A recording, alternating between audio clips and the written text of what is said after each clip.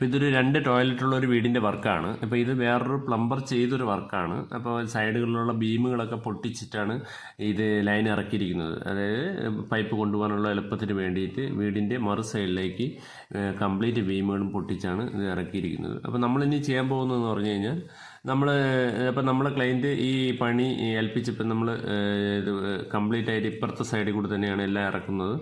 അപ്പോൾ ഇത് മൊത്തത്തിൽ കട്ട് ചെയ്ത് മാറ്റിയതിന് ശേഷം നമ്മൾ ചെയ്യുന്ന രീതി അനുസരിച്ച് ഡ്രൈ ഏരിയയും വെറ്റ് ഏരിയയായി തിരിച്ച്, അതായത് ഇവിടെ ട്രാപ്പ് കൊടുത്തിരിക്കുന്നത് നമ്മൾ നേരെ കയറുമ്പോൾ കാണുന്ന ഭാഗത്താണ് ട്രാപ്പ് കൊടുത്തിരിക്കുന്നത്. ഇനി ആ ട്രാപ്പ് നമ്മുടെ റൈറ്റ് സൈഡിലേക്ക് മാറ്റും. അതായത് വെറ്റ് ഏരിയയിലോട്ട് മാറ്റിയതിന് ശേഷം എല്ലാം ഇവിടെ ഒരു ഇതിൻ്റെ ഫ്രണ്ടിലായിട്ടൊരു ടേബിൾ ടോപ്പ് വാഷ് ബേസിനും കൂടെ വരുന്നുണ്ട്.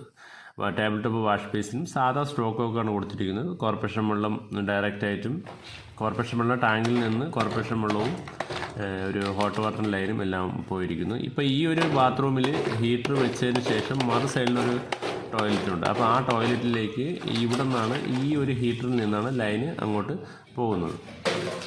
അപ്പോൾ ഇതെല്ലാം ടീ ഇട്ടാണ് ചെയ്തിരിക്കുന്നത്. 2 റേഞ്ച് പൈപ്പാണ് ചെയ്തിരിക്കുന്നത്. അപ്പോൾ ടീ ഇട്ടാണ് ഈ ഒരു സൈഡിൽ കൂടെയാണ് ഫുൾ ഇറക്കിയിരിക്കുന്നത്. അപ്പോൾ ഇതെല്ലാം കോൺക്രീറ്റ് ഉണ്ട്. ഈ പൈപ്പുകളെല്ലാം നമുക്ക് എടുത്ത് മാറ്റിയതിന് ശേഷം ആണ് ചെയ്യാൻ ഉദ്ദേശിക്കുന്നത്.